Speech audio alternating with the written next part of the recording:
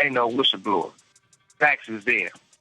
But right now, I don't care if it's T.I., I don't care if it's Rick Ross, I don't care if it's Jay, I don't care if it's Snoop, I don't care if it's Game, I don't care if it's Dre. Nobody's stepping up on the fact that you know what's going on. You got a guy named Cubby. They raided Puppy House. They raided his friend house. So I don't think nobody should just count him out. I don't think he gonna lay down and just crawl in the corner. But what was his beef with Jay Z? Was it over his affiliation with Biggie? I don't know. It was just Jay Z.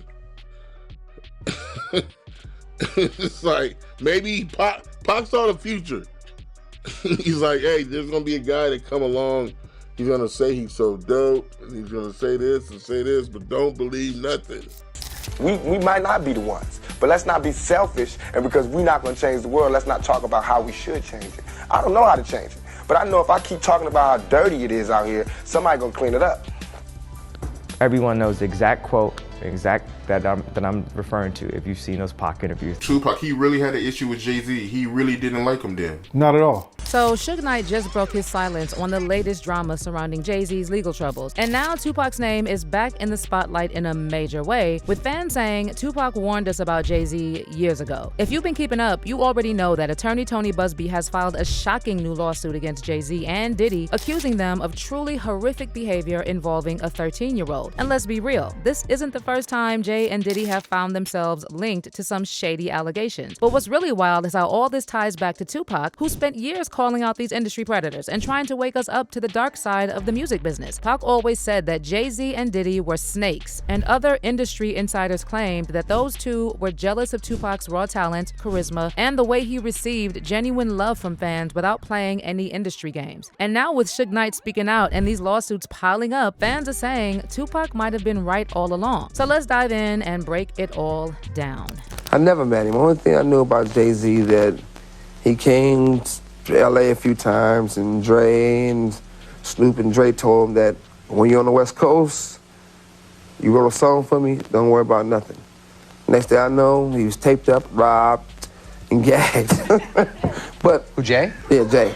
Out in LA. Out in LA. So there's a lot of talk online right now about Jay's friendship with Diddy and Diddy's alleged plan to take out Tupac. Fans are pointing out how many people who came up alongside Jay and Diddy have all either vanished from the spotlight or had tragic fates, while these two have managed to stay on top, and until recently, they maintained their close connection. And now with the latest lawsuit accusing both Jay Z and Diddy of allegedly graping a 13-year-old at an MTV VMAs party back in 2000, the conversation about Jay's history is heating up again. Fans are revisiting his feud with Tupac, with many saying that Pac tried to warn us about Jay-Z's alleged predatory side years ago. But let's start with some background on the beef between Jay-Z and Tupac. Back in the day, rumors were flying that Jay-Z was intimidated by Tupac's star power and worried Pac might outshine him. While Jay had lyrical talent and a sharp sense for business, Tupac had that natural charisma, that it factor you just can't fake or teach. Tupac also carried on his family's history and activism and stayed true to that legacy by calling out injustices and inequality without trying to cash in on it. Unlike Jay-Z, who, as you all know, later turned movements into money-making deals, like with the whole NFL situation. Because I feel like,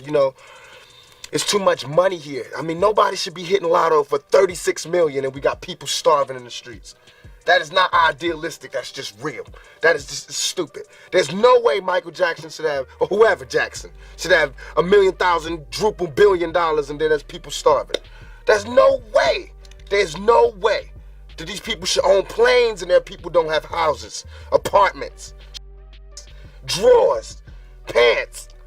You say to people that say, well, they earned it.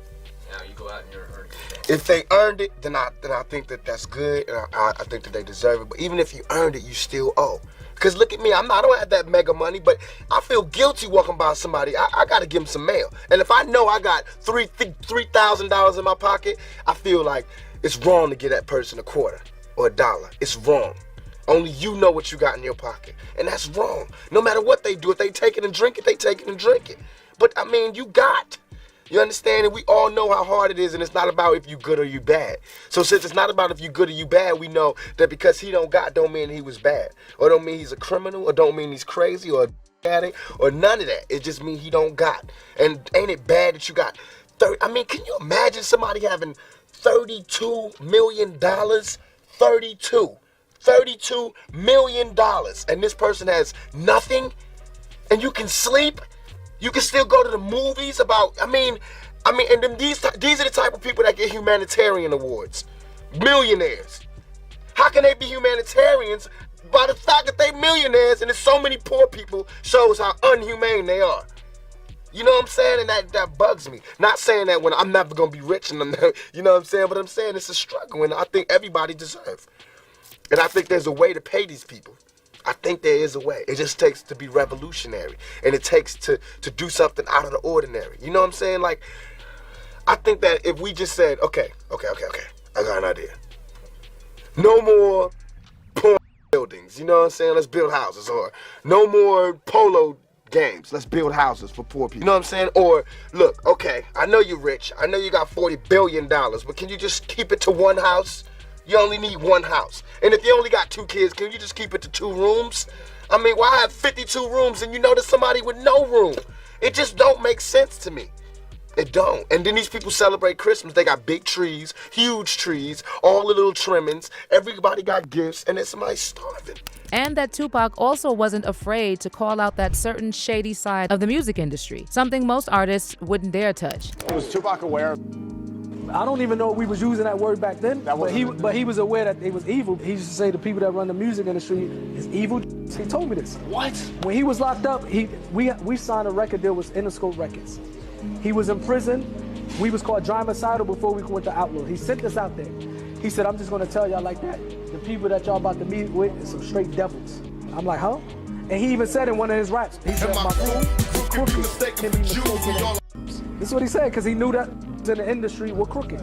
Meanwhile, Jay Z was busy getting close to powerful but shady industry players to boost his career. And despite preaching about black empowerment, he never ever speaks out against the system unless there's money in it for him. And just like his friend Diddy, Jay has always put his own financial gains above everything else. Rapper, mogul, and billionaire Jay Z is known for receiving much criticism regarding his money-making decisions. His Roc Nation partnership with the NFL to handle the Super Bowl halftime performances is an example. The deal was struck in the midst of the Colin Kaepernick taking a knee controversy. At that time, it seemed like Jay Z was siding with Kaepernick's protest. Colin Kaepernick, would you have said, do it, don't do it? What would you have counseled the brother? Oh, 100% do it. Then boom, he signed the deal with the NFL on behalf of Roc Nation to handle the Super Bowl halftime show performances. The deal at the time was reported as a 5-year deal for $25 million. In support of his new venture with the NFL, Jay Z went as far as saying, I think we've moved past kneeling. Would you kneel in what you stand? Would I what? Would you kneel in what you stand? Okay, I think we've past kneeling. And let's not forget that Jay Z was also rumored to have invested in the prison industrial complex. Back in 2019, it was reported that Jay Z had invested in Roc Nation Capital, a venture capital firm that has invested in Core Civic, one of the largest private prison companies in the United States. Core Civic owns and operates correctional facilities and detention centers under contracts with the government, meaning their financial success depends on keeping prisons full. So yeah, Tupac and Jay Z couldn't be more different, especially when it comes to their approach to activism and their impact on the culture. Tupac was an activist in the true sense of the word, using his music and platform to speak out against systemic oppression, police brutality, and inequality. Growing up in a family of Black Panthers, Tupac inherited a legacy of activism and fearlessly continued it. Songs like Brenda's Got a Baby and Keep Your Head Up addressed vital issues that most artists wouldn't touch. But he didn't just talk the talk, he walked the walk, often putting his career at risk to call out injustices and fight for the people. On the surface, Tupac Shakur was part of the age of the individual. He believed deeply in the idea of self-expression. But he was also one of the few in the 1980s who still believed in the power of grand stories to move people and to inspire them to change the world. His mother, Afeni, had been a Black Panther, and she still believed in the idea of revolution in America. Tupac later said, "The phrase Black Power had been like a lullaby when I was a kid. My mother, she would tell me these stories of things she did or saw, and it made me feel part of something.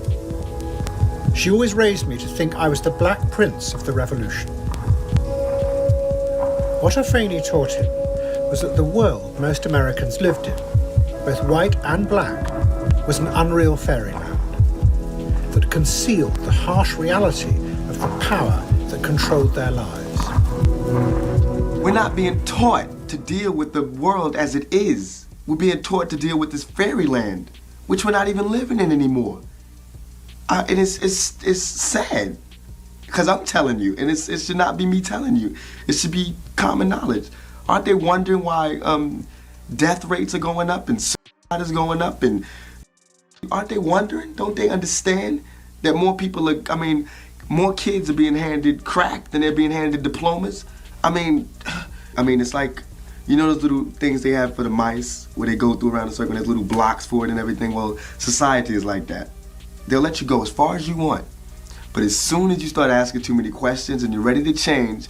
On the other hand, Jay Z has a history of using activism as a tool to boost his image and financial gain. A prime example of this is his controversial deal with NFL in 2019. After the league blackballed Colin Kaepernick for kneeling during the national anthem to protest police brutality, Jay stepped in to partner with the NFL, claiming it was time to move past kneeling and focus on actionable change. And that was after he told Kaepernick that he would support his movement. The deal, which included a role for Roc Nation in curating the Super Bowl halftime show, was criticized as a blatant cash grab that sidelined Kaepernick and undermined the movement he started. Jay-Z's sneaky move provoked intense backlash, and many athletes and public figures called him out, saying they were seriously let down by his actions. Former NFL player Eric Reid called Jay's move despicable, and he reminded everyone how Jay previously urged artists to boycott the Super Bowl to stand with Colin Kaepernick's cause, only to flip the script and strike a deal with the NFL himself. Jay-Z claimed to be a supporter of Colin, wore his jersey, told people not to perform at the Super Bowl because of the treatment that the NFL did to Colin. And now he's going to be a part owner. And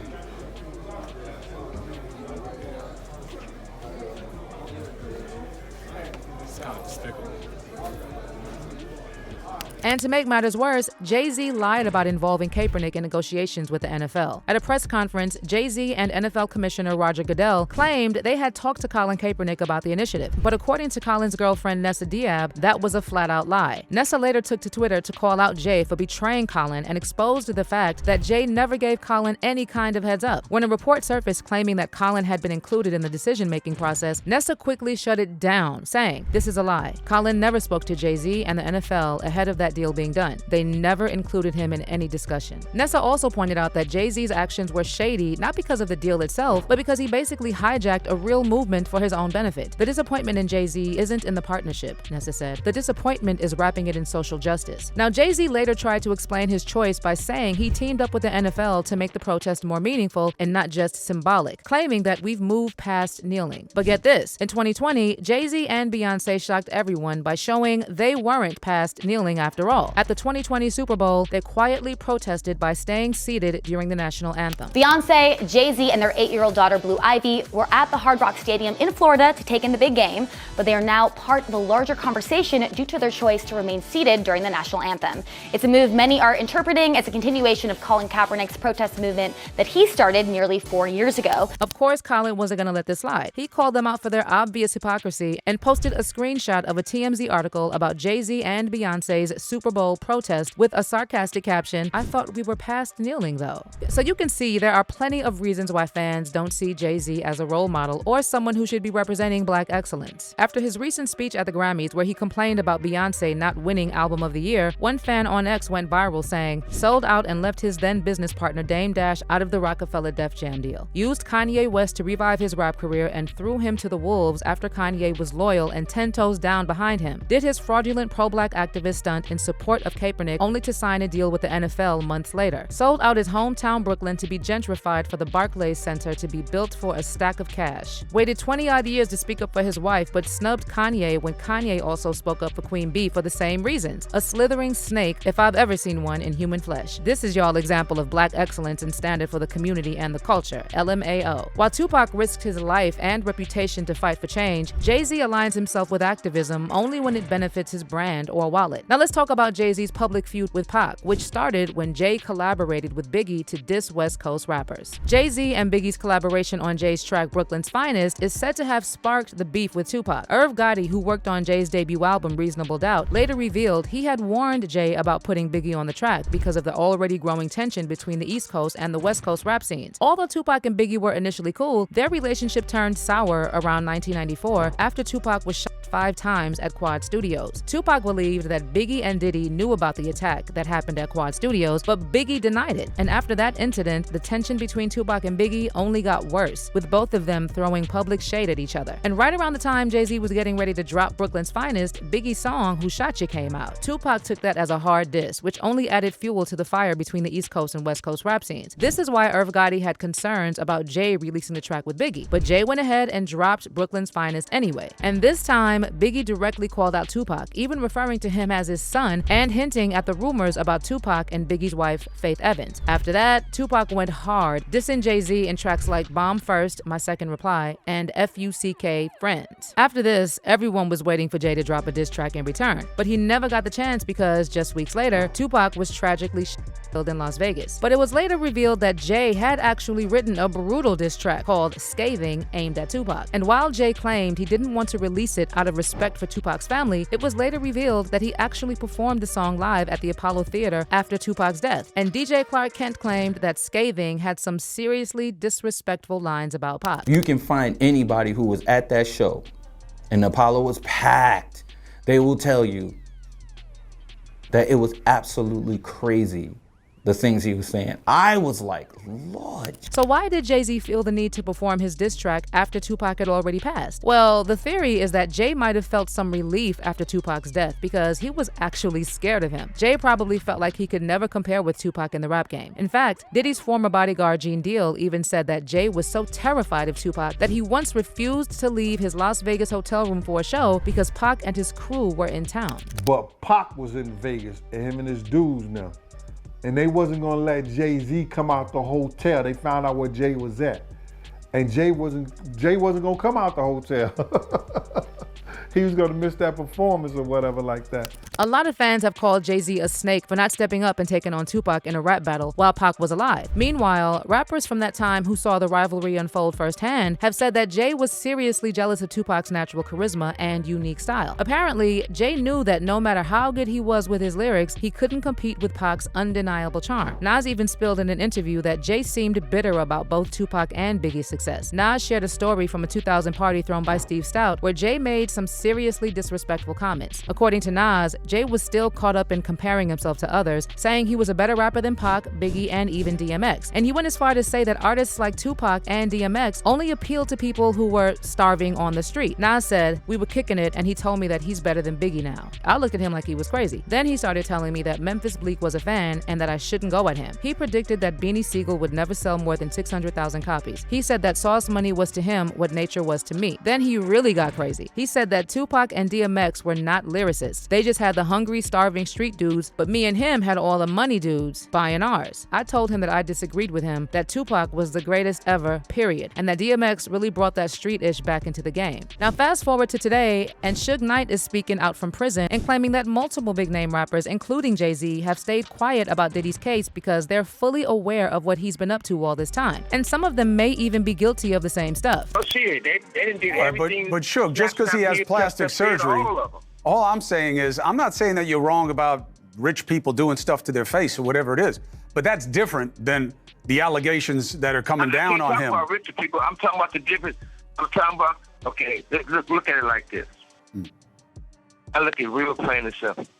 Ain't no whistleblower. Facts is there.